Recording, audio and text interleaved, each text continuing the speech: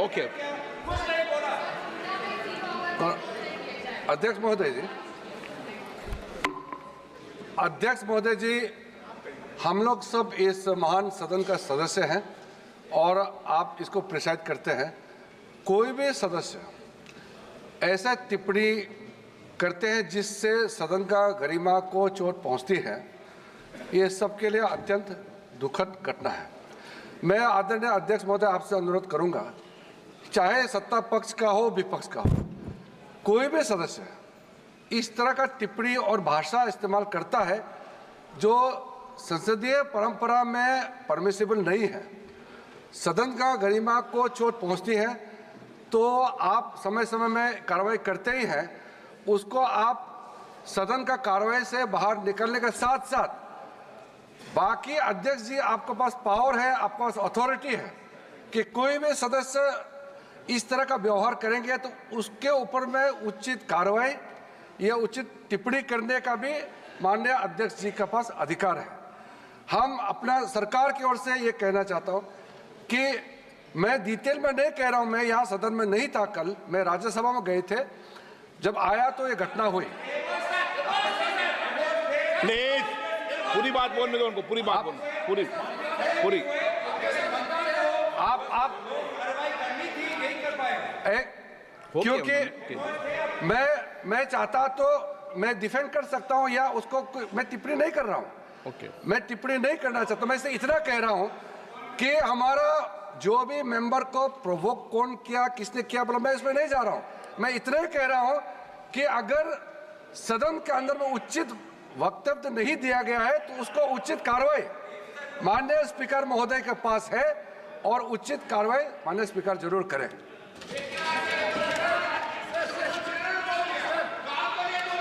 Next question number 41, Pradeep Kumar Panigrahi. No, मेरी ruling सुनो, एक सुनो मेरी रूलिंग, अब रूलिंग दे रहा हूं मैं, बैठो। Question number 41। बैठिए। पहले इनको तो बिठाओ।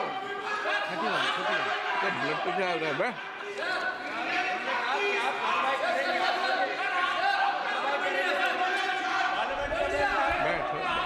प्लीज बैठिए, प्लीज बैठिए। 41। माननीय सदस्यगण, इस सदन की बहुत मर्यादा है, उच्च परंपराएं रही है, परपाटी रही है। हम सबका सौभाग्य है कि मैं 18वीं लोकसभा के अंदर जनता ने चुनकर भेजा है। मेरा सभी लोगों से आग्रह है, चाहे सत्ता पक्ष हो, चाहे प्रतिपक्ष हो या बीच के सदस्य हो, सभी माननीय सदस्य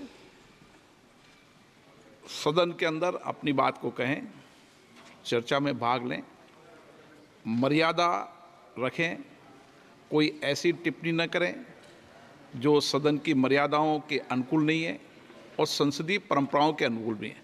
हम और कोशिश करें, इस सदन में उच्च कोटि की परंपरा बने, प्रपाटी बने, लोग चर्चा करें कि 18वीं लोकसभा के अंदर चुनने वाले माननीय सदस्यों ने इस सदन की गरिमा को बढ़ाया, मर्यादा को बढ़ाया, इसकी मर्यादा प्रतिष्ठा को बढ़ाया और दुनिया के अंदर भारत की संसद की जो लोकतंत्र में जिस तरह की प्रतिष्ठा है वैसी परंपरा बनी। मैं सभी माननीय सदस्यों से आग्रह करूंगा, ऐसे शब्द स्पंज तो हम कर ही देते हैं, लेकिन उसके साथ साथ आगे भविष्य में ऐसा कोई भी शब्द, ऐसा कोई भी बात न तो बैठे बैठे टिप्पणी करें, न अपने भाषण के अंदर टिप्पणी करें। एक और आग्रह करूंगा कि मैं फिर आपसे आग्रह करूंगा, कभी आसन से बहस और चुनौती देने का काम भी नहीं करें। मैं आपको पुनः आग्रह कहता हूं, और हम जितना आसन का, सदन की गरिमा रखेंगे, उतनी प्रतिष्ठा आप लोगों की भी अपने अपने क्षेत्र में बढ़ेगी कि संसद के अंदर बोलने वाले नहीं, मैंने कह दिया है और चेतावनी दे दी है भविष्य के लिए। नो, मैंने जब सदन से कह दिया, फिर ऐसा नहीं है, मैंने आपको बता दिया, अब मैंने कह दिया, ठीक है।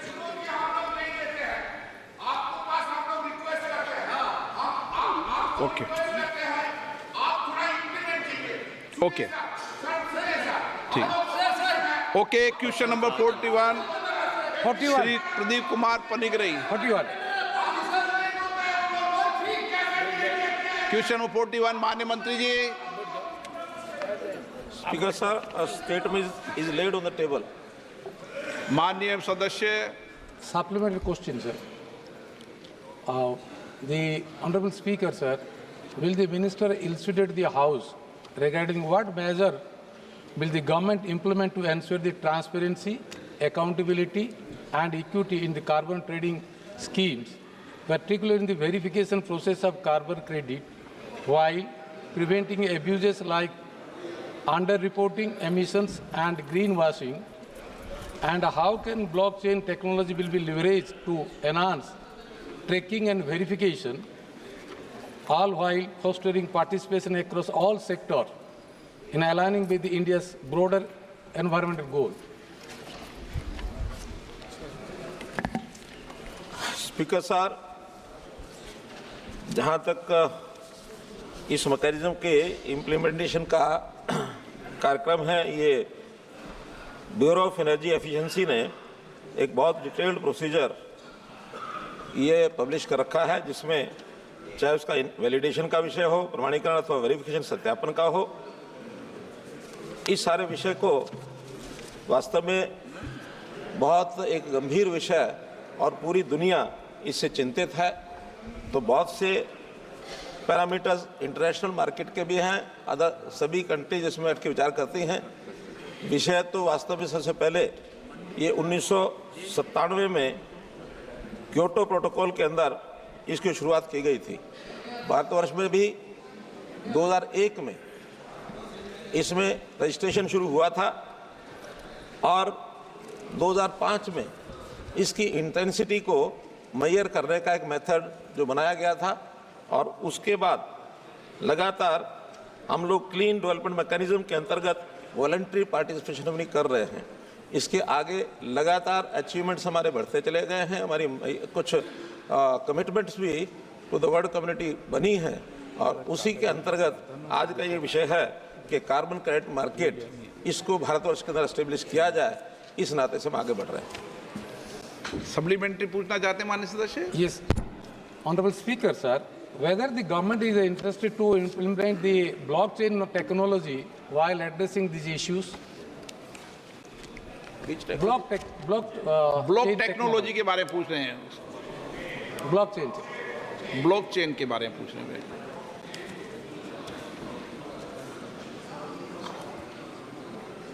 Blockchain is being in the registry of carbon credit certificates by great control of India. It is being implemented. Shri Manish Tiwari ji. Thank you very much, Mr. Speaker, sir. With your permission, Mr. Speaker, sir, I want to ask a broader policy question. Going back to the Earth Summit in Rio de Janeiro in 1992, there was a consensus which emerged in the global community that global warming must be limited to 1.5 degrees centigrade or 2.7 degree Fahrenheit of the pre-industrial temperatures which prevailed during the 1500s before the first industrial revolution took place. Now, from 1992 onwards till 2024, this figure or this number has been the trigger for a number of regimes like the common but differentiated responsibilities, the nationally determined voluntary contributions. In the current economic survey, I do not know whether the Honourable Minister has had the chance to read the current economic survey, but there are two chapters which pertain to energy transition, Chapter 6 and Chapter 30. Now, interestingly, in this economic survey, the sacrosanct of 1.5 degrees centigrade, that is, the global temperature should not rise beyond 1.5 degrees centigrade, has been questioned Okay. in both the chapters. Now, this is extremely significant.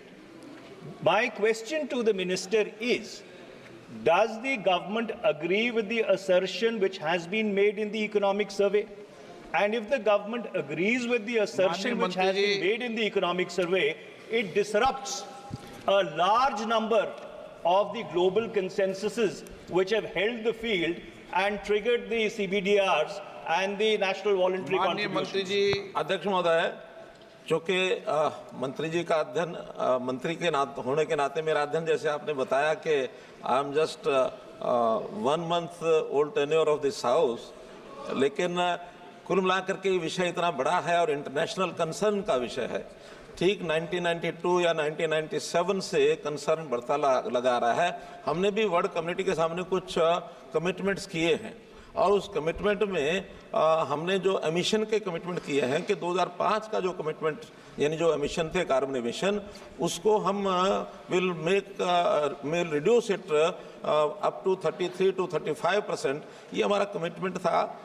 लेकिन बाद में इसको हमने achieve कर लिया ये bye 2030 तक था, लेकिन हमने इसको अचीव कर लिया, लक्ष्य के पहले पूरा कर लिया है। तो हमने अपना महत्वाकांक्षी टारगेट अपने आप तय करके बताया कि हम इसको 45% तक ले जाएंगे बाय 2030। तो कार्बन एमिशन हम कम करेंगे। जब कार्बन एमिशन कम करेंगे तो निश्चित रूप से हमारा जो ग्लोबल वार्मिंग का जो कंट्रीब्यूशन है उसको कम करने का वो हम प्राप्त करेंगे। फिर भी इस इतने बड़े विषय को लेकर के टेक्निकल इश्यू होने के नाते से निश्चित रूप से हम बैठ करके चाय पियेंगे और सारी बातें हम डिस्कस करेंगे। धन्यवाद। माननीय मंत्री जी, 1 मिनट प्लीज, मैं बता रहा हूँ। माननीय मंत्री जी कभी भी प्रश्नकाल में ये नहीं कि चाय पी के जवाब देंगे। जो जवाब आपने दे दिया वो ठीक है, चाय पी के जवाब नहीं।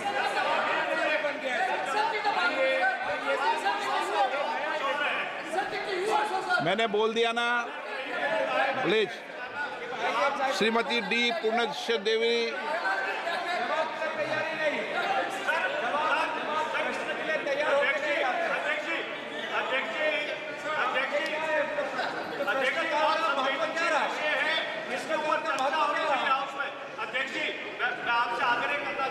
नहीं ऑन किया।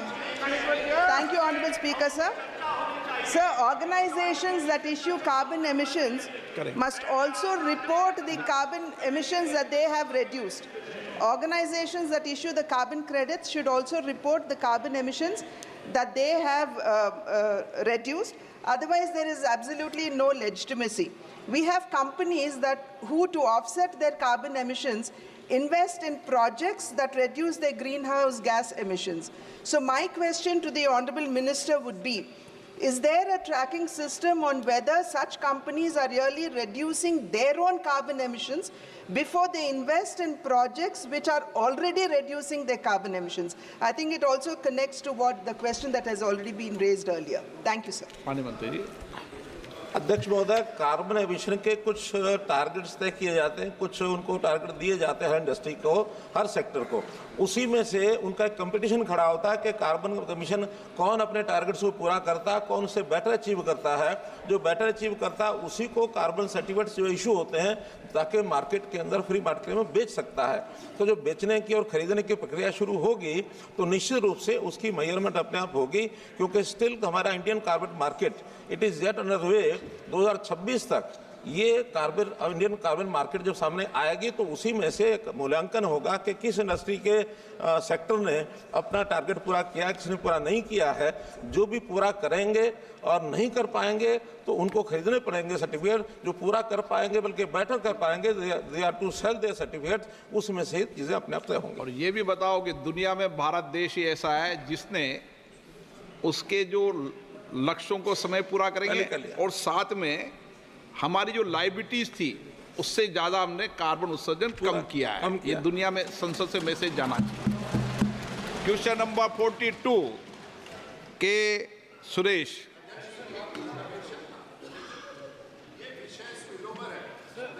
रिप्लाई कराइए के सुरेश मंत्री जी का। माननीय मंत्री जी। के सुरेश। मूलतः ये सवाल क्लाइमेट चेंज से संबंधित था। जो माननीय मंत्री जी, The answer has been placed on the table of the House. अमरा राम जी, मैं आपके माध्यम से मंत्री महोदय से जानना चाहूँगा कि खाड़ी देशों में लाखों हमारे भारतवासी वहाँ रोजगार के लिए और व्यापार के लिए जाते हैं, जहाँ डोमेस्टिक तो 0.2% 3 महीने में हुई है और खाड़ी में 2%, मतलब 3 महीने में 60 फ्लाइट हुई है। तो कितने समय पहले आपने एयरलाइंस ने उनको इंटीमेट किया है, कितने यात्री इससे प्रभावित हुए हैं और कितने को नुकसान हुआ है, ये मंत्री महोदय बताएं। जब एक इंडियन एयरलाइंस की हालत है तो कितने एयरलाइंस हैं, उनमें कितना माननीय मंत्री जी हुई है और कितने लोग प्रभावित हुए हैं? एक इंडियन एयरलाइंस का माननीय सदस्य जब एक बार पूछ ले तो माननीय मंत्री जी। सर, ये क्वेश्चन वैसे एयर इंडिया के हिसाब से पूछा गया था तो उसका इन्फॉर्मेशन हमने दिया था सर। वैसे जो कैंसिलेशन और डिले की जब बात आती है तो अप्रैल और जून के बीच में, between April and June of this year, overall sir ये, क्योंकि ये विषय केरला के संबंधित था तो उसी का इन्फॉर्मेशन अभी रखा है। बाकी दूसरे पूरे देश का हो तो आप ज़रूर आपको बताएंगे, बाद में उसका भी वो सर्कुलर लेंगे। पर इसके हिसाब से सर अप्रैल में कैंसिलेशंस कुल मिलाकर 14 हुआ है सर अप्रैल में, मई में 132 हुआ है और जून में 18। तो पूरे मिलाकर तीनों महीनों में 164 कैंसिलेशंस हुए। श्री केसी Venugopal.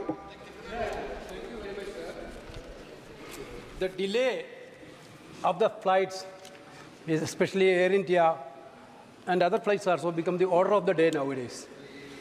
Being a member of Parliament of Kerala, so many people are living in Middle East who are suffering through these delays. Sometimes the flight has been cancelled without any information. Then there is no cancellation charges also not giving to the customer. Once he is cancelled, his amount is also gone. Whether the government is studied these things and whether the government is forming to set up a system to monitor all these cancellations and what action the government is going to take. And one more thing, sir. The fees also. This our Kerala government themselves already given a memorandum to yourself. Entire MP has given memorandum so many times that the fare of the Gulf sector, the fare is very exorbitantly high. There is no justification. All over India, same pattern is there, exorbitant high. Whether any mechanic. Okay. Okay. Sir, Air India, the honorable member who has raised, the senior member who has raised regarding the cancellations, and we acknowledge the fact that there has been one issue with the Air India Express, not Air India, sir, Air India Express, especially in the month of June. On May 7th of this year, sir, there are a lot of the crew with Air India Express, because it was merging with Air Asia. There was some internal issues that have cropped up, and there was a mass strike that has happened. Because of the strike, which is why there were a lot of cancellations that have happened also, and this we have seen in the month of May. And in fact, the earlier answer that I have given, the number of cancellations, there was a huge spike in May because of this issue.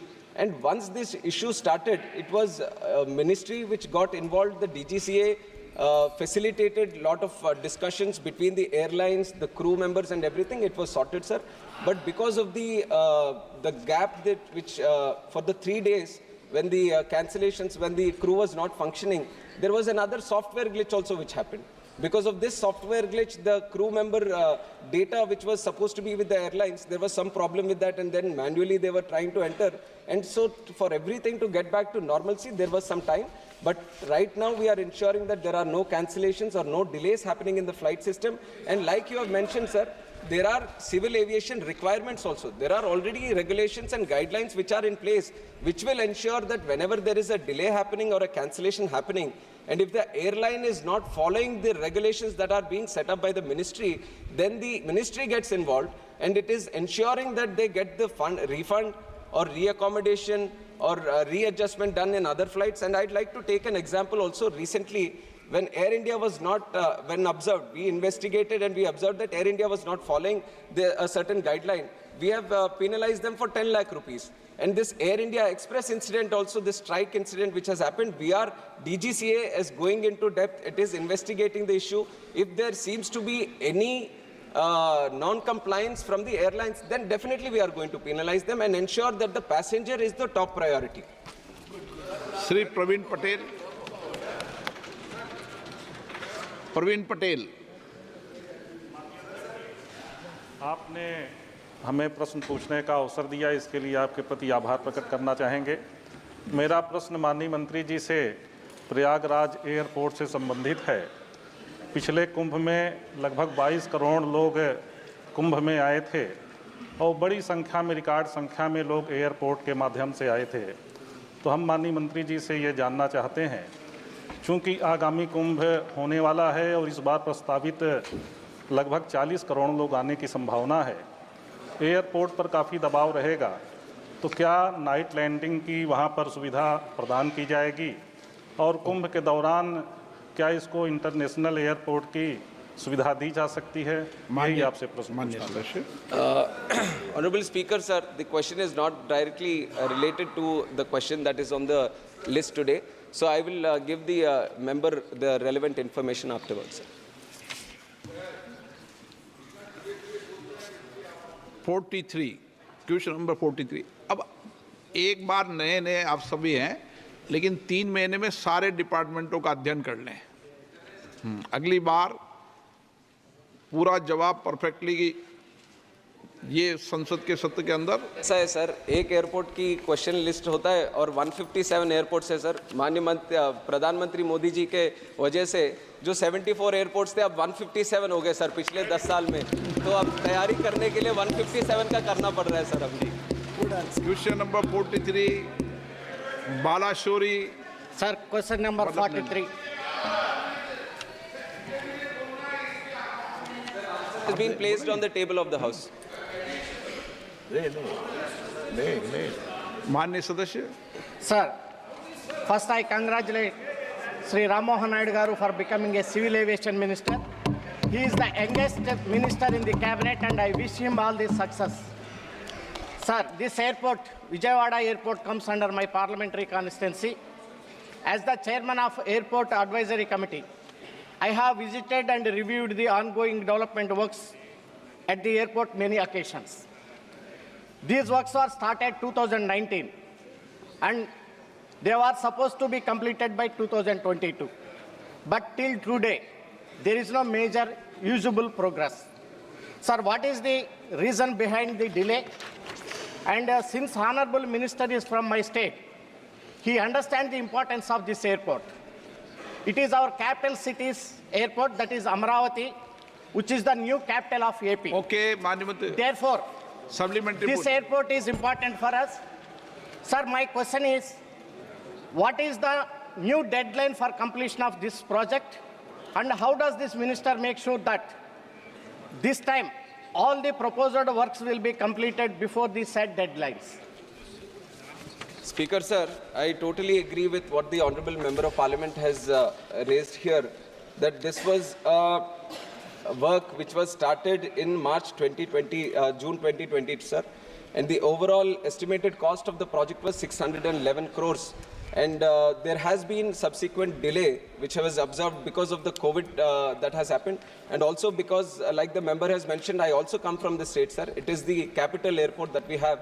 But for the last few years, there have been other external factors also in the state which has hampered the progress of this, especially due to the availability of sand and other materials in the state, sir. But right now, we are ensuring that it is going to be completed on time. I've taken it up as a top priority, and the new deadline that we have fixed is June 2025, sir, for this project. Supplementary पूछना है? Yes, sir. जी, short में. Sir, at the outset, let me also thank Honorable Minister as soon as he took the charge. He introduced 2 flights, Vijayawada to Mumbai. Earlier, there was no flight to Mumbai. This was a long pending demand. Sir. And to Delhi. Vijayawada, Delhi. Sir, and we are requesting, we need a flights from Vijayawada to Calcutta Vijayawada to Varanasi, and additional flight to Delhi to Visakhapatnam and Tirupati also. And there is a demand for the flights to Sri Lanka, Thailand and Singapore also. Okay. So I would like to know from the minister whether these sectors are also in the consideration of the ministry level. This will open up a whole new... माननीय मंत्री जी, Sir, ये बहुत अच्छा संकेत है इस देश के लिए कि सभी देश की जनता का और जनता के माध्यम से माननीय सदस्यों की आकांक्षा जगने लगी है कि मेरे यहाँ भी एयरपोर्ट बन जाएगा। ये अच्छे संकेत है देश के लिए। Sir, very much, sir. And like I've just mentioned, the infrastructure around airports has increased so much in the last 10 years. A huge push has been given for Civil Aviation Ministry. And right now, the way members are raising up their demands and asking for new airports or connectivity, it was almost, if you go back 10 years or 20 years back, it used to be the demand with railways, sir. तब railways से पूछते थे कि train चाहिए या फिर stop चाहिए. अब वो हालत airways में आ गया है, sir. तो airways is the new railways of the country, and I'm very proud about it. And especially regarding the connectivity, नहीं उसी के बारे में बोल रहा हूँ. आप उनका जवाब मत दो. दादा उसी के बारे में बोल रहा हूँ. Sir, but the honorable member has mentioned about the connectivity, but let me make it clear from the ministry, sir, we don't have any direct jurisdiction which where we interfere with the connectivity of the airlines. It is entirely a demand-driven process, market-driven process, and the airlines decide which connectivity. We offer the infrastructure. अगर airlines बोलता है कि यहाँ से ये मैं वहाँ तक चलाना चाहता हूँ, तो we ensure that there is airport connectivity on both the places. But what we do, sir, because there has been a big demand from all the members कि हमें यहाँ से ये connectivity चाहिए, we are just forwarding the request to the airlines and asking them to favorably consider according to the demand of that airport, sir. Kalyan Banerjee जी, सुदीप बंदोपाध्याय जी। कल्याण जी, आपका सुदीप दादा ने छीन लिया। नहीं, सुदीप दादा, he is my leader. He is my leader. Of course, he is my leader. His preference is past. He is my leader. I am happy to see this young minister, whose father was one of my best friends in 12th माननीय मंत्री जी सक्रिय हैं बहुत ज़्यादा।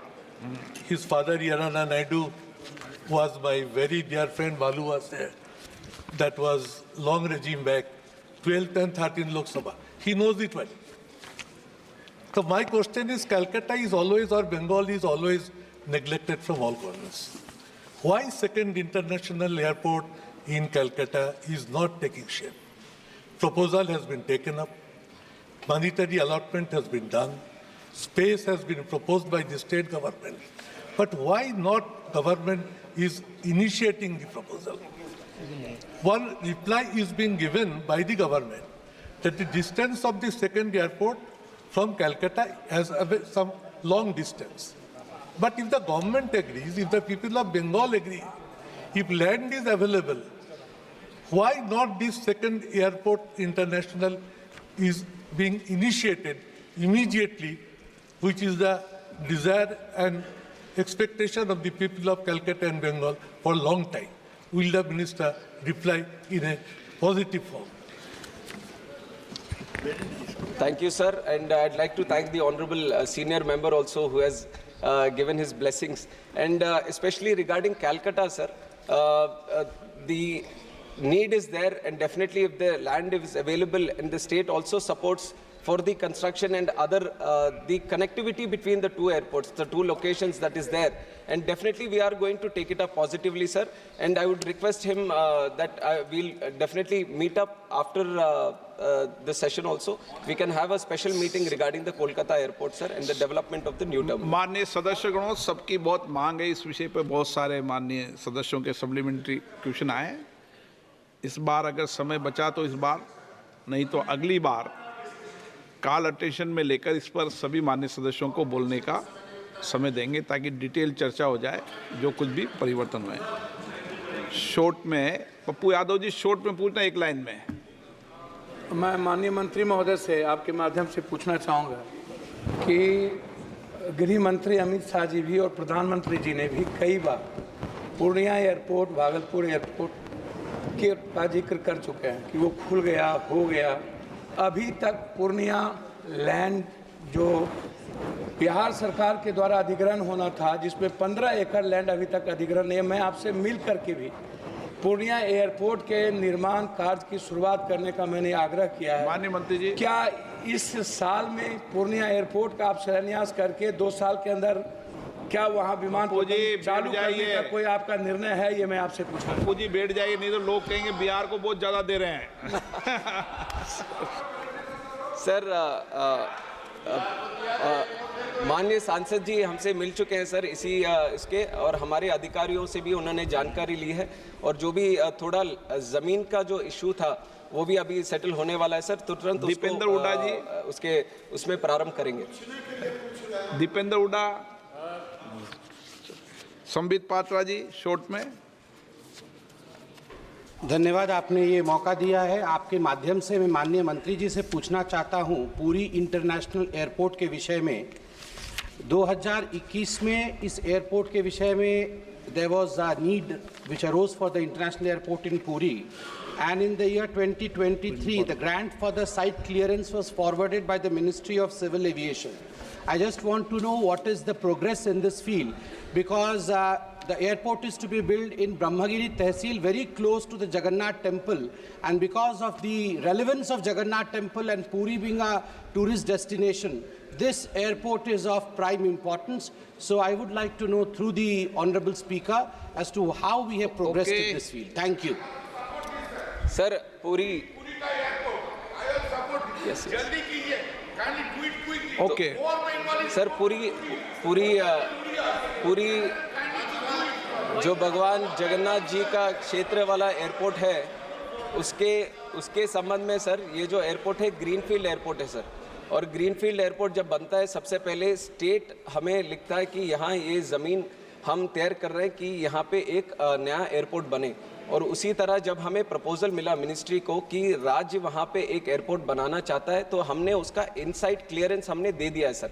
और general procedure ये रहता है after site clearance in principle approval के लिए फिर से वो राज्य डीपीआर बनाकर और उसका वो जो भी लैंड का हो, पावर का हो, वाटर का, वो सब तैयार कर वो फिर वापस हमें इन प्रिंसिपल अप्रूवल के लिए लिखता है सर। पर अभी तक हमें इन प्रिंसिपल अप्रूवल के लिए स्टेट से कोई कुछ वो आया नहीं सर।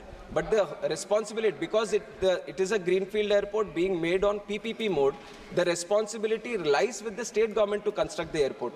हम साइट क्लियरेंस देते हैं सर, वो दे दिया है, और अगर राज्य हमें लिखता है कि इन प्रिंसिपल अप्रूवल चाहिए तो हम ज़रूर उसके ऊपर कार्रवाई करके वो देंगे सर, पर अभी तक आया नहीं sir approval. Question number 44 Shri Shafi Parimal. हाँ बोलो, आप तो चालू जाएगा माइक, आप चिंता मत करो, आप बोलो क्वेश्चन नंबर बोलो आप। 44 sir, question number 44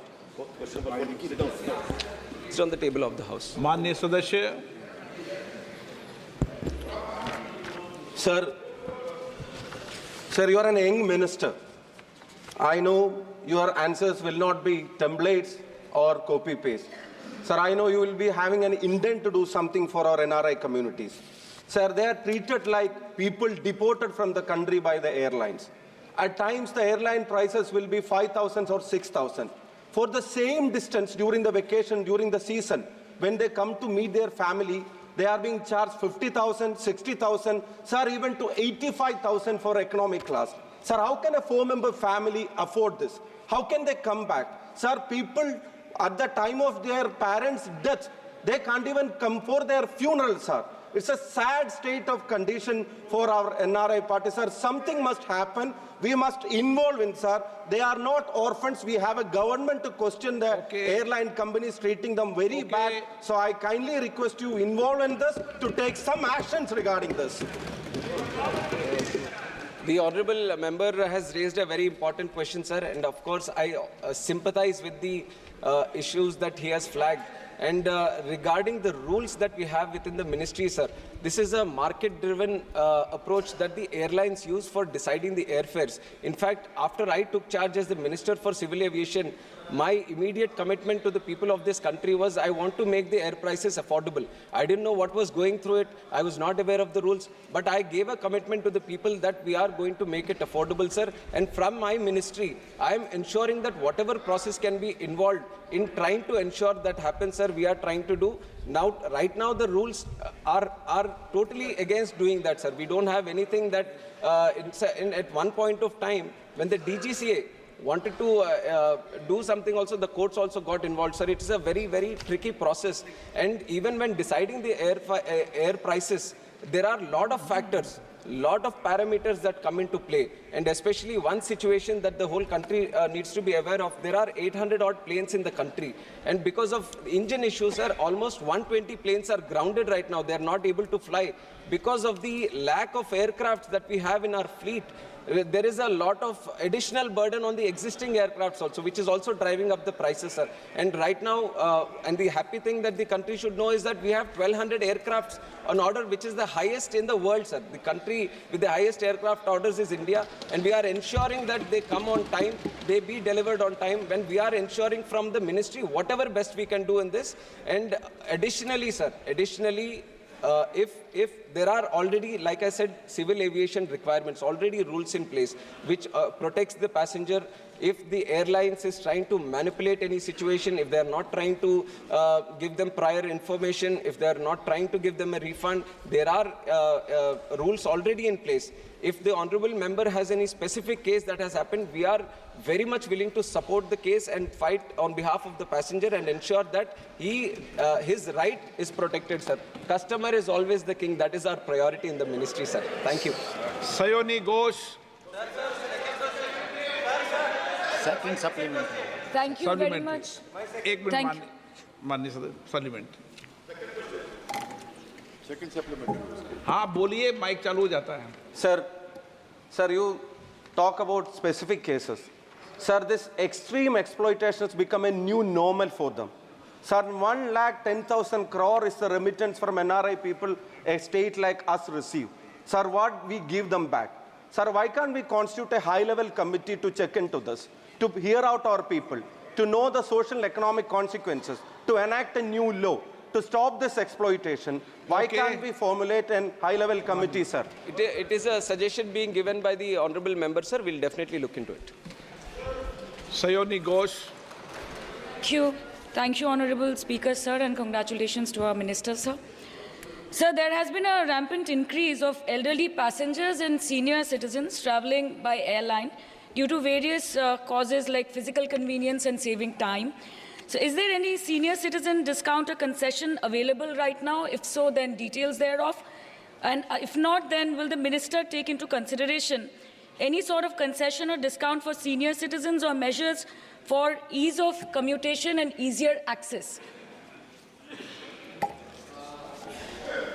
I would like to comment on behalf of the ministry, sir. Sir, definitely whatever best we can do for the differently abled community or the senior citizens of this country, we are going to do, sir. And I don't specifically have what is being done on that side, but I'll pass on the information to the honorable member, sir. Sri Dayanidhi Maran. Thank you, sir. Thank you, Honorable Speaker, sir. Sir, we have a young dynamic minister. हम तो आपको मौका देते हैं, लेकिन हम तो आपको मौका देते हैं, लेकिन बेटे-बेटे बहुत टिप्पणी करते हो आप. I apologize, sir. Sir, I'd like to congratulate a young and dynamic minister. We wish you very best on the part of DMK party. We really welcome you. Your father was a good friend of DMK. Sir, I have the habit of booking out my ticket for Delhi online through Vistara Airlines, which belongs to Tata's. And the software is handled by Tata's TCS. So this is seen, every time I see, when I book a ticket, it's around 33,000 rupees, sir, one-way ticket from Chennai to Delhi. When I go to make the payment, an error message comes. The moment the error message comes, the price goes to 93,000 rupees or 78,000 rupees. What? Yes, sir. This has been happening because probably Tata, TCS is using a supremacy in this software. And because we have so everyone's got a miles account, so we are logged in. So this is happening very frequently, even from Delhi to Chennai or Chennai. So this doesn't come under the DGCA rules, because DGCA is only in charge when the airline cancels a flight or reschedules a flight. But this is happening in software. Sir, there's a conspiracy happening. And we would like you to do an inquiry, thorough inquiry, because Tata now is the monopoly in the business segment. So this money is paid by the government of India. The ticket fare. माननीय मंत्री जी, माननीय सदस्य ने बहुत गंभीर विषय उठाया है. और ये बहुत गंभीर है, इसकी जांच होनी चाहिए। ये कई माननीय सदस्यों ने शिकायत की क्योंकि इसका पैसा पार्लियामेंट से जाता है, इसलिए मैं चिंता है। Definitely, sir. We'll get the matter investigated. And also, like our senior member has mentioned, DGCA looks after the rights of the passengers and it dwells into that. And also, there is DGCA traffic monitoring, tariff monitoring unit also, which looks after this specific issue that you have said. So we are going to investigate that. We are going to ensure that this kind of incidents doesn't happen in the future, sir. Thank you. Question number 45, Shrimati Kamaljeet Sarawat. माननीय मंत्री महोदय,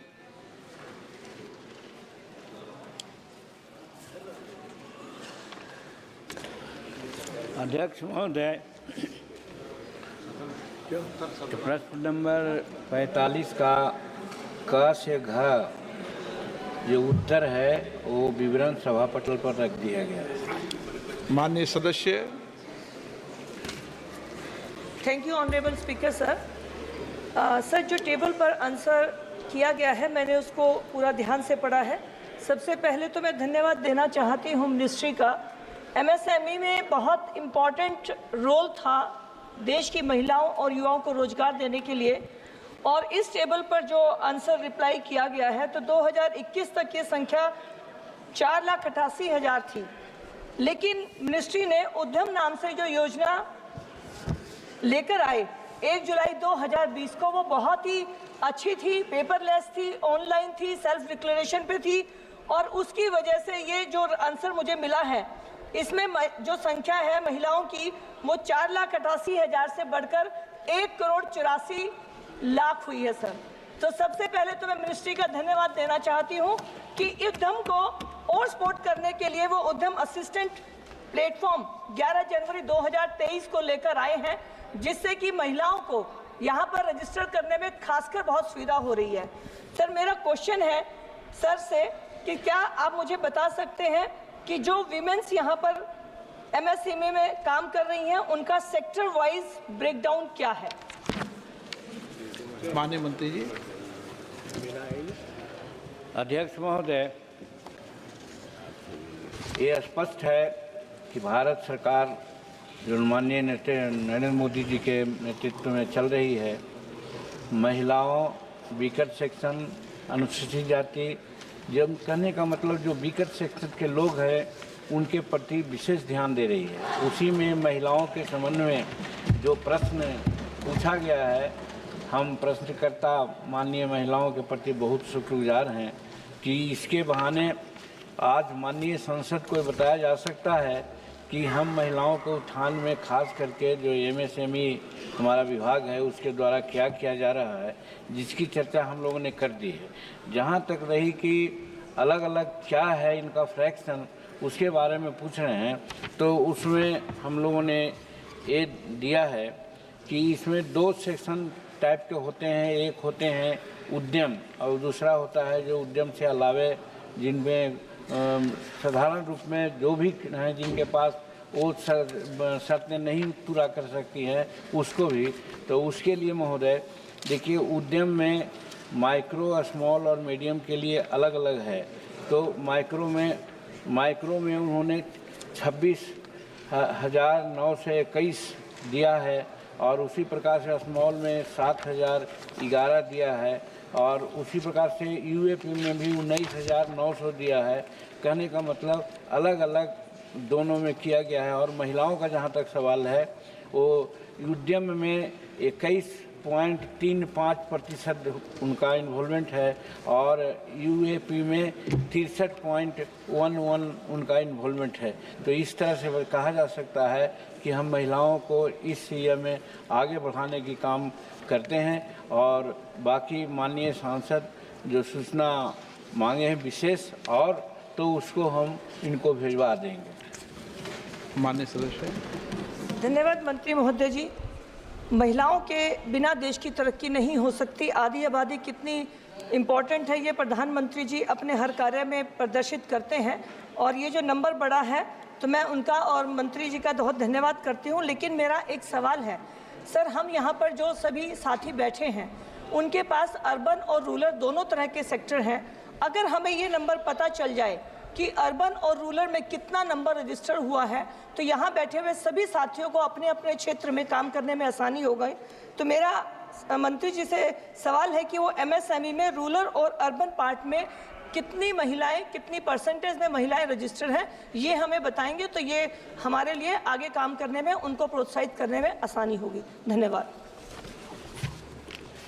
speaker महोदय, वो तो मैंने बता दिया इनको कि टोटल MSME रजिस्टर्ड में जो इम्प्लॉयड हुए हैं और उसका रिपोर्ट है, उसके तहत जो 24/7/2024 से ही उसको हम लोग इम्प्लीमेंट किया और यहाँ तक के ही किया गया है। उसमें नंबर भी मेरे पास है, वो उनको भिजवा देंगे। लेकिन जहाँ तक परसेंटेज का सवाल है, मैंने कह दिया कि टोटल परसेंटेज 38.80 है सबका। लेकिन जहाँ तक वुमेन का सवाल है, तो वुमेन में दो भाग है। एक है उद्यम का, तो उद्यम में 21.3% है, और एक है UAP जो उद्यम में क्वालिफाइड नहीं करते हैं, जिसे पैन की ज़रूरत है या GST की बात होती है। तो बहुत छोटे छोटे लोग जैसे दर्जी का काम करते हैं और कोई छोटा छोटा काम करते हैं, उनके पास ये नहीं होता है। उनकी सुविधा के लिए भी हम लोग इसके लिए रजिस्ट्रेशन करवाते हैं, और उनकी संख्या ये 38.80 जो होल है, एज ए होल है, उसका 63.11 है। तो हम महिलाओं के प्रति कितना संवेदनशील है, इससे पता चलता है महोदय। बहुत अच्छा।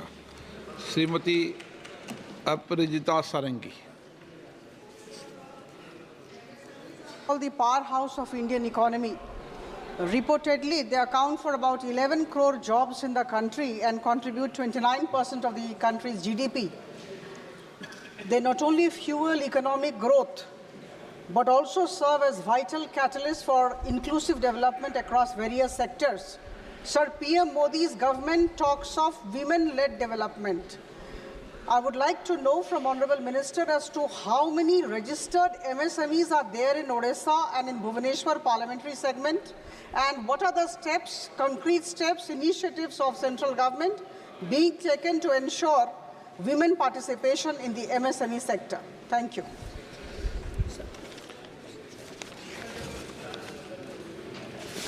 महोदय, हम अपने जवाब में बतलाने का काम किया है। जिसे पूछा गया है प्रश्न, तो उस प्रश्न के जवाब में ही हमने कहा है कि जहाँ तक महिलाओं का स्वामित्व वाले MSME का संख्या का सवाल है, समस्त भारत में 1,84,57,000 समथिंग है। उसमें हिमाचल प्रदेश में 83,834 है। जहाँ तक उड़ीसा का सवाल है, वो 6,96,559 है। और प्रश्न में भी पूछा गया था, एक मयूरभंज के बारे में पूछा गया था, तो मयूरभंज का भी मेरे पास है, जो बता दिया है कि 35,935 है। तो इसलिए फ्रैक्शन तो बता दिया गया है महोदय। श्री अनिल देसाई जी। Speaker sir, Minister has given a very elaborate answer. I wanted to ask a supplementary regarding the actual functioning of this entire process in UAP and Udyam. There was an amendment which was taken place in 2018 regarding public procurement policy, which was amended and mandating the central government and the departments and the undertakings to go for the procurement from the women entrepreneurs to the extent of 3%. Now, when there are instances like cottage industries who go for procurement within the limits prescribed, but when the small-time enterprises run by the women enterprises, when they supply it, the bills are not being paid in time because of the paucity of funds with the undertakings itself. What I would like to ask through you, sir, to the Honorable Minister, what measures are being taken, because they do not have women, small-timers, they do not have any alternative but to go for closure of their unit. What measures are being taken by the government to see that this anomaly is taken off and it runs seamlessly? Thank you. अध्यक्ष महोदय, इस संबंध में आपको भी जानकारी और सदन को जानकारी देना चाहते हैं कि मंत्रालय, विभागों और उपक्रमों में जिस प्रकार से महिलाओं को, खासकर जो उद्यमी हैं, उनको इतना रियायत दी गई है कि जो सामान अन्य लोग खरीदते हैं उसमें 3% सामान महिलाओं के द्वारा जो प्रोडक्ट है उसको अवश्य खरीदें। ये बड़ी सुविधा दी गई है और इसमें 300 करोड़ रुपया का कारोबार हमारी महिलाओं ने किया है और जो 19,000 महिलाएं उसमें लगी हैं और इससे हमारे उद्यमियों को फ़ायदा हुआ है। और चूँकि इसका शुरुआत 1/7/2020 से ही है, इस चीज़ को देखते हुए जो हम अभी आंकड़ा दिया ये बहुत पर्याप्त है। हालांकि इसको और आगे बढ़ाने की दिशा में हम लोग प्रयास कर रहे हैं ताकि महिलाओं को कम से कम 50% हम लोग उद्यमियों में उनको लाभ दे सकें।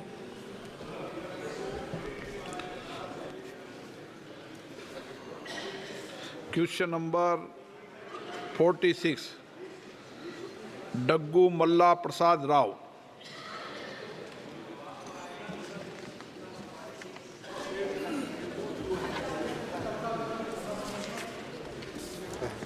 माननीय सदस्य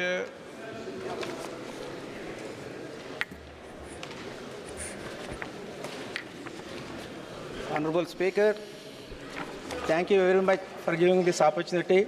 The main question is, will the Minister of Jal Shakti be pleased to state the details of the number of functional household tap connections provided under the Jal Jeevan Mission during the last 5 years in each district of Andhra Pradesh year-wise? B, the percentage of rural households in Andhra Pradesh that have received FHTCs under JAM compared to the total number of rural households in the state. C, whether any audit has been conducted to measure the impact of JJM on reducing the distance to water sources for rural households in Andhra Pradesh, and if so, the details thereof, and if not, the reasons therefore. And I thank ये सब विवरण तो दे दिया ना आपको। I thank Minister for giving the extensive answer for that, and now I go forward with supplementary question. तो अभी क्या पूछ रहे थे आप? Yeah, under the Jal Jeevan Mission, Andhra Pradesh is the 6th lowest state in terms of households with tap water supply, which is less than the national average of 77%, sir. Therefore, I would like to ask the Honorable Minister whether the state government has contributed its share of funds under the Jal Jeevan Mission from the last 5 years. Has the state government submitted utilization certificates under the scheme for the last 5 years? Has the central government observed any discrepancies or fund diversions by the state government of Andhra Pradesh under the Jal Jeevan Mission over the last 5 years? Thank you. Okay. माननीय मंत्री जी। माननीय अध्यक्ष जी, ये JJM की scheme जब शुरू हुई, आदरणीय प्रधानमंत्री श्री नरेंद्र मोदी साहब ने शुरू किया, उस टाइम आंध्र में 32% कनेक्शन लगे हुए थे और पिछले 5 सालों में करीब दूसरे 40% यानी 72 या 3% तक ये काम आंध्र प्रदेश में हो चुका है। आने वाले दिनों में आंध्र प्रदेश की सरकार और केंद्रीय सरकार की ओर से उसको जो फंड मिलता है और जो टेक्निकल सहायता मिलती है उसके आधार पर 100% काम करने के लिए वो आगे बढ़ रहे हैं। माननीय सदस्य सप्लीमेंट्री पूछना चाहते हैं? Supplementary to Honorable Speaker, I would like to ask the Honorable Minister, what are the major challenges faced by the government in achieving 100% functional household tap connections in Andhra Pradesh under the Jal Jeevan Mission? What measures are being taken to overcome these challenges, especially in the remote districts? Thank you. पूरे देश में करीब 11 जिले और 8 UT प्रदेश के अंदर 100% काम हो चुका है। आने वाले कुछ ही दिनों में और कई राज्य 100% की ओर बढ़ रहे हैं। आंध्र भी 73% के साथ चल रहा है और उनका बाकी जो टेंडरिंग की प्रक्रिया भी हो गई है और काम उनका चल रहा है। मुझे उम्मीद है कि बहुत जल्दी 100% में ये क्लब में ये भी जुड़ जाएगा, आंध्र प्रदेश का भी काम हो जाएगा, सबको गांव-गांव तक पानी उसको मिल जाएगा। श्री तारिक अनवर।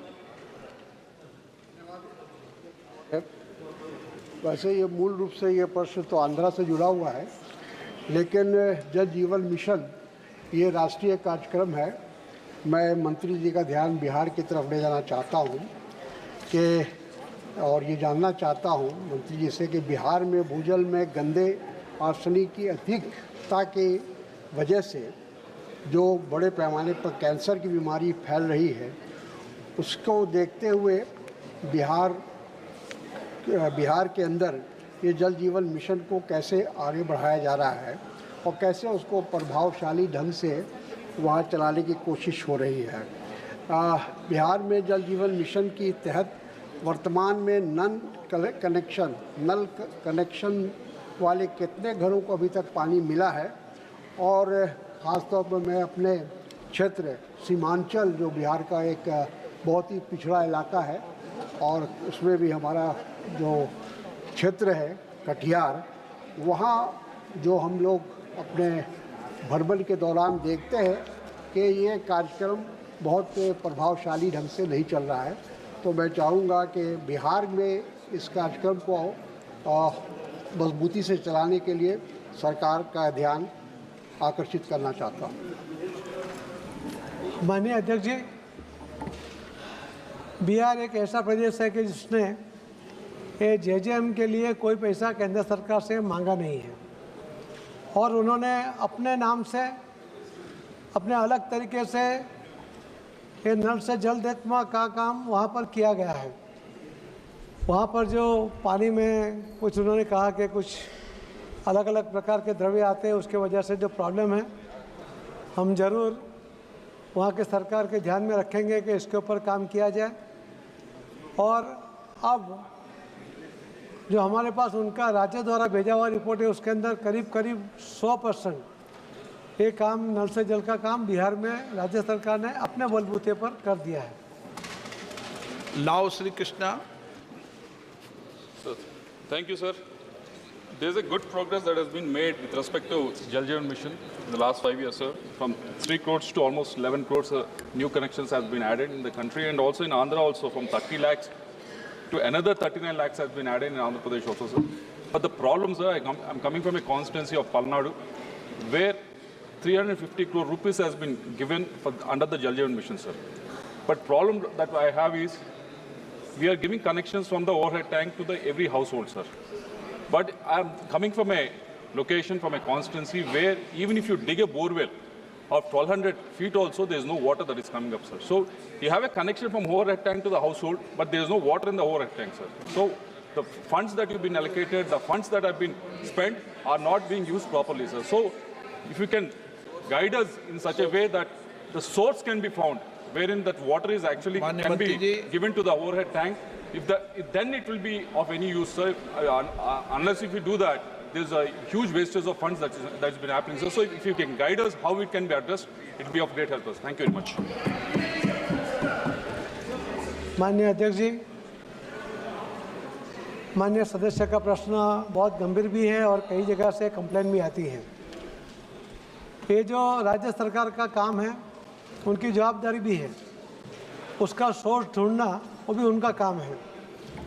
मगर कई जगह पर जो सरकार ने, राज्य सरकारों ने वहाँ पर जो बोर किए उसमें पानी नहीं पाया गया या कम पाया गया, उसकी वजह से मार्च अप्रैल तक में भी वहाँ पानी कम हो जाता है या ख़त्म हो जाता है। उसकी वजह से नल होता है, जल नहीं होता है। हमने अलग अलग राज्य सरकारों के साथ अलग अलग मीटिंग करते हुए उनके ध्यान में बात रखी है। अभी जो नई टेक्निकल सिस्टम आई है, उसके ऊपर जल कहाँ है, कितना है क्वांटिटी में, वो सब हम जान सकते हैं। उसके आधार पर वहीं पर बोर किया जाए, उसके आधार पर बोर होगा तो पानी भी मिलेगा। अगर एक गांव बड़ा है तो एक से ज़्यादा बोर किया जाए, इस प्रकार का भी हमने वहाँ उनको सजेशन किया हुआ है।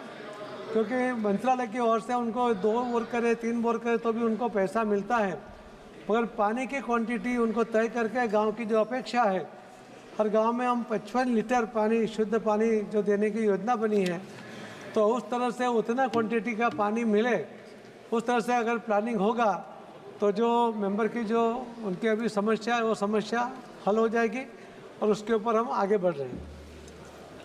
प्रश्नकाल समाप्त। मान्य सदस्यगण, मुझे कई मान्य सदस्यों द्वारा स्थगन प्रस्ताव की सूचनाएं प्राप्त हुई है। मैंने स्थगन प्रस्ताव की किसी सूचना की अनुमति प्रदान नहीं की गई है। सभा पटल पर रखे जाने वाले पत्र आइटम नंबर 2 श्री के Ram Mohan Naidu. Honorable Speaker, sir, with your permission, I rise to lay the papers on the table of the House as mentioned against my name at serial number 2 in the revised list of business today. Item number 3, Sripad Yasu Naik. Lay on the table of the House the paper mentioned against my name at serial number 3 of today's revised list of business. Item number 4, Sri Arjun Megwal. महोदय, आपके अनुमति से मैं आज के संशोधित कार्य सूची में क्रम संख्या 4 पर अपने सहयोगी सुश्री शोभा करंदाजे के नाम के आगे उल्लिखित कागजात को उनकी ओर से उनके अनुपस्थिति में सदन के पटल पर शोभा जी का नहीं, अर्जुन मेघवाल जी का। ओरिजिनल उनका था। आइटम नंबर 5, श्री तोकन साहू जी। माननीय अध्यक्ष महोदय, आपकी अनुमति से मैं आज की संशोधित कार्य सूची में क्रम संख्या 5 पर मेरे नाम के समक्ष सूचीबद्ध कागजातों की एक प्रति हिंदी व अंग्रेजी सभा पटल पर रखता हूं। Item number 6, Shri Kiren Rijiju ji. Sir, I rise to move the following: that this House do agree with the first report of the Business Advisory Committee presented to the House on 24th July 2024. प्रश्न है कि सभा 24 जुलाई 2024 को सभा में प्रस्तुत कार्य मंत्रणा समिति की पहले प्रतिवेदन से सहमत है। जो सदस्य प्रस्ताव के पक्ष में हाँ कहें, जो सदस्य प्रस्ताव के पक्ष में ना कहें, मेरे विषय में निर्णय हाँ वालों के पक्ष में हाँ वालों के पक्ष में प्रस्ताव अनुमोदित किया गया। आइटम नंबर 7, श्री अजय टमटा जी की अनुमति से मैं संशोधित कार्यसूची के क्रम संख्या 7 पर मेरे नाम के सामने उल्लेखित वक्तव्य को सदन के पटल पर रखता हूं। Item number 8, Shri Manohar Lal ji. महोदय, आपकी अनुमति से मैं प्रस्ताव रखता हूं कि राजघाट समाधि अधिनियम 1951 की धारा 4 की उपधारा 1 के खंड घ के अनुसरण में इस सभा के सदस्य ऐसी रीति से, जैसा कि अध्यक्ष निर्देश दें, सरकार द्वारा अधिसूचना की तिथि से प्रारंभ होने वाली अवधि के लिए राजघाट समाधि समिति के सदस्यों के रूप में कार्य करने के लिए उक्त अधिनियम के अन्य उपबंधों के अध्याधीन अपने में से 2 सदस्य निर्वाचित करें। प्रश्न है कि माननीय मंत्री द्वारा प्रस्तुत प्रस्ताव को स्वीकृत किया जाए। जो सदस्य इसके पक्ष में हाँ कहें, जो सदस्य इसके विपक्ष में ना कहें, मेरे विचार में निर्णय हाँ वालों के पक्ष में हाँ वालों के पक्ष में प्रस्ताव स्वीकृत हुआ। शून्यकाल अविलंब लोकमत के प्रश्न। Doctor Shashi Tharoor.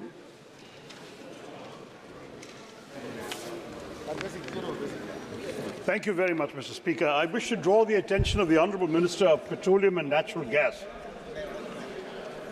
to the woeful situation of traditional fishermen in Kerala who are grappling with the debilitating shortage of kerosene. The limited quantity of kerosene available through the public distribution system has proven vastly detrimental to the operators of thousands of small country boats which do not have onboard motors, use kerosene as fuel.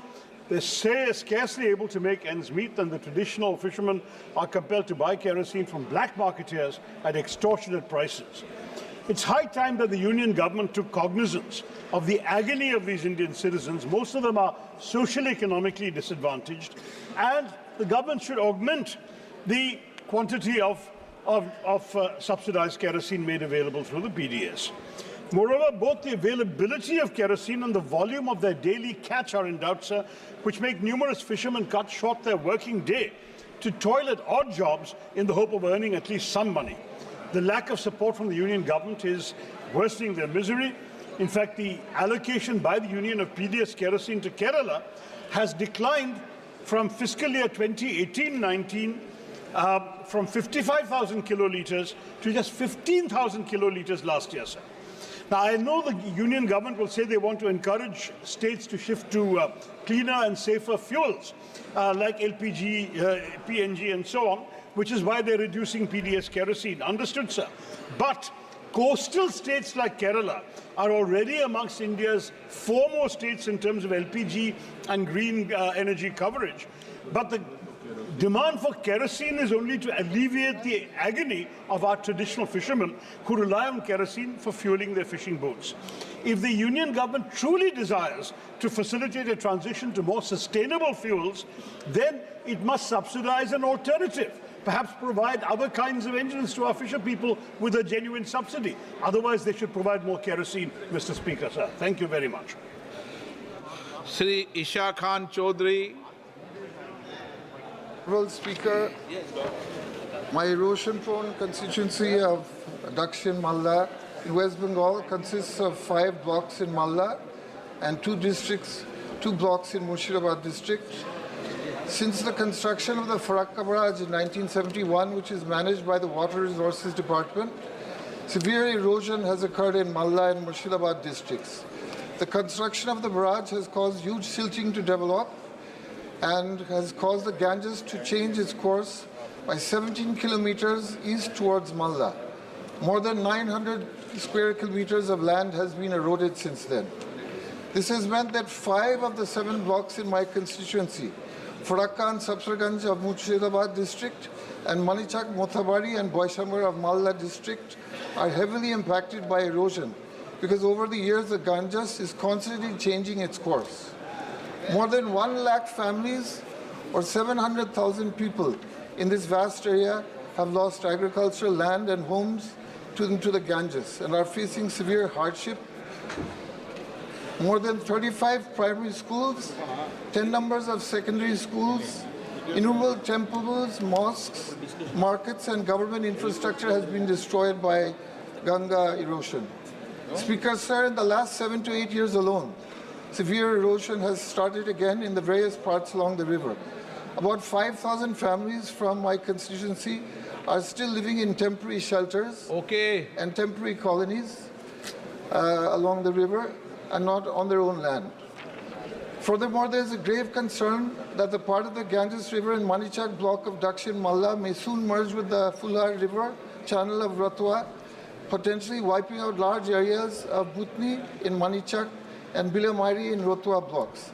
Speaker, sir, I offer a few suggestions to this issue. 1 minute, Speaker, sir. One minute. My suggestions: Ganga is a national river, so the central government and Farakka Barrage Authority, with the cooperation of the state government of West Bengal, should take back full responsibility for anti-erosion work along 120 kilometer stretch. This was the case during the UPA government. 80 kilometers upstream of Farakka Barrage and 80 kilometers south of Murshidabad Farakka Barrage were managed by the central government. The current erosion prevention methods are using sandbags are ineffective.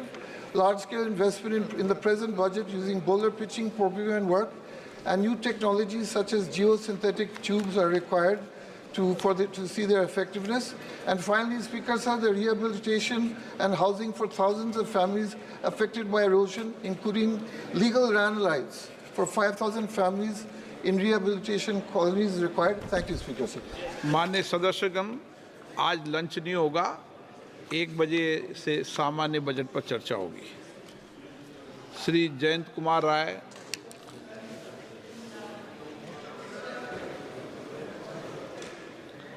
Jayant